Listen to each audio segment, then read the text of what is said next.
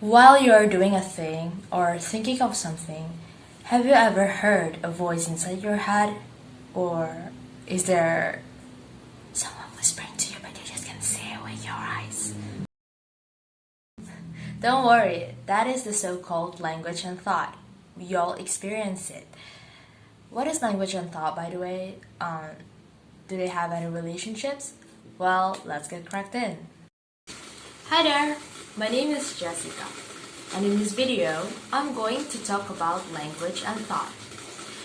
I have created a mind map of this video content. Who comes first, language or thought? Thought, yes, thought comes first. Language is an expression. According to Merriam-Webster, language is the system of words or signs that people use to express thoughts and feelings to each other.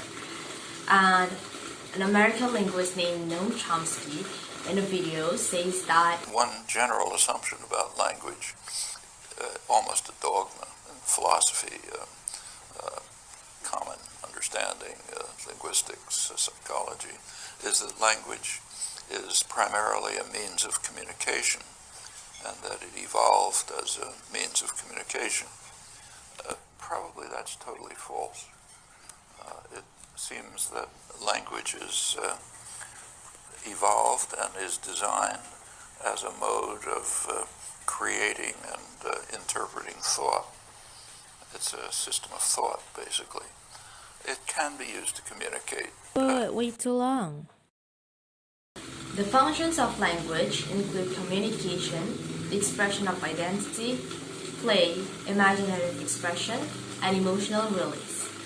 And thought, according to Merriam-Webster as well, is an idea, plan, opinion that is formed in your mind, something that you think of. And thought can be idea-like, memory-like, picture-like, or song-like, and they are usually short-lived.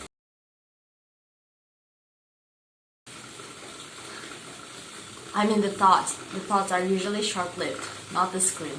And here is the brief history of language and thought and its theory.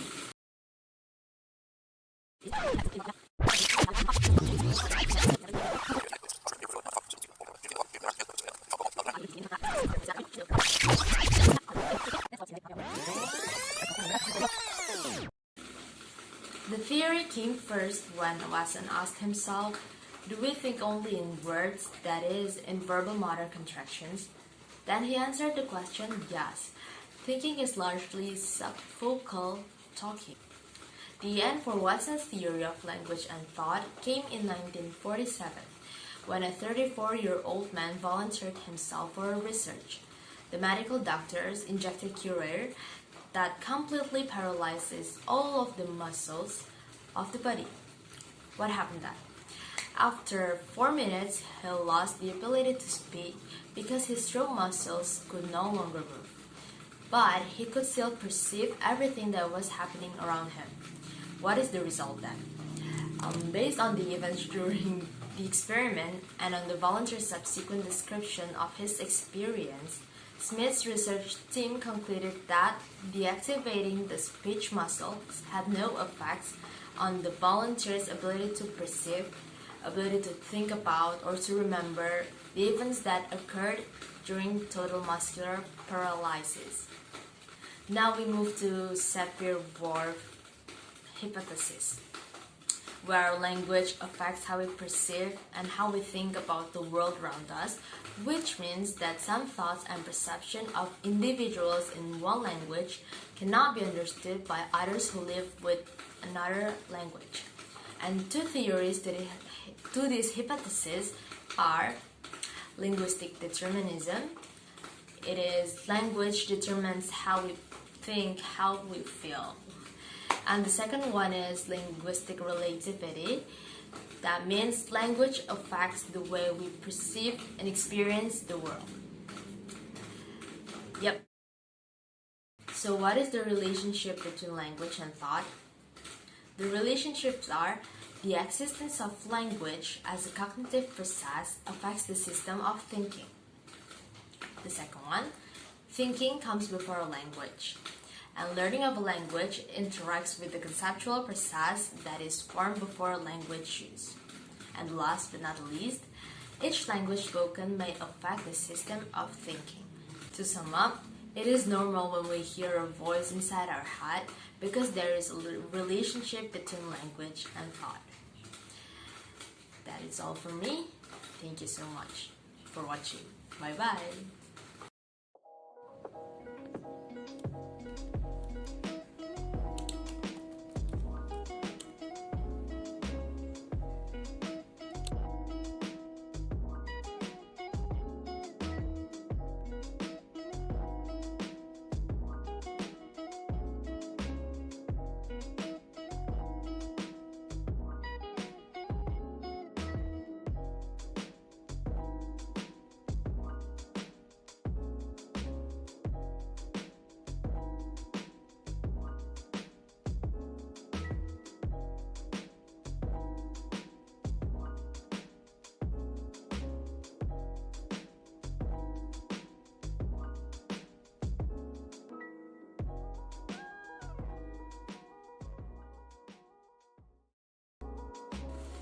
Hi there, my name is Jessica, and in today's